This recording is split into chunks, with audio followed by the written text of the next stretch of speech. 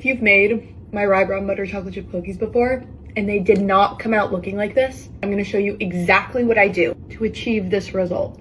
A scale is always going to be the most accurate way to measure. I do recommend using Domino sugar for both the granulated and the brown sugar. Organic sugars or other brands, they can sometimes be coarser and that'll change the final texture of the cookie and how much it spreads in the oven. I find that coarser ground flours make the cookie a little bit more grainier in texture and also can prevent them from like fully spreading in the oven. It's even more important to weigh your flour than sugar. Most people, when they go to measure flour for a recipe, will do this, literally scoop it right into the bag. The problem is this really packs the flour down into the cup. One packed cup of flour is 150 grams and this recipe calls for 1¼ cups of flour at 140 grams. Measuring with this, you already have way too much flour. If you are going to use scoops, this is how you should do it. You should scoop it directly into the cup level. That is 130 grams. That is 20 grams less. That's a big difference.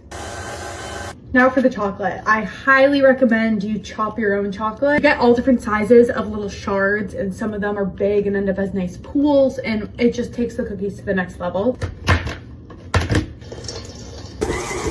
I like these cookies nice and big and I like to use a cookie scoop to form them into balls. This is not called for in the recipe, but a bonus tip. You want to be sure to have those beautiful pools of chocolate. Take another piece, stick it right in the side. Those look pretty damn good. The 4-hour rest in the fridge before we bake is not optional, I'm very sorry to say. It helps concentrate the flavor, it helps fully hydrate the flour, which makes the cookies more chewy and just improves the texture. Make sure to cover them so they don't dry out. It's been 4 hours and the dough can go straight in the oven from the fridge. They're gonna spread out a lot during cooking. Look at the edges for doneness. Don't look at the center. The center is always gonna look raw. If the edges are starting to become brown, pull the cookies out of the oven. You guys know this tip.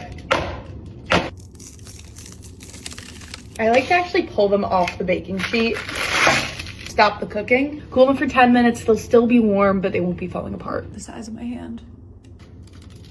See how we have our pools of chocolate. Always have whole milk.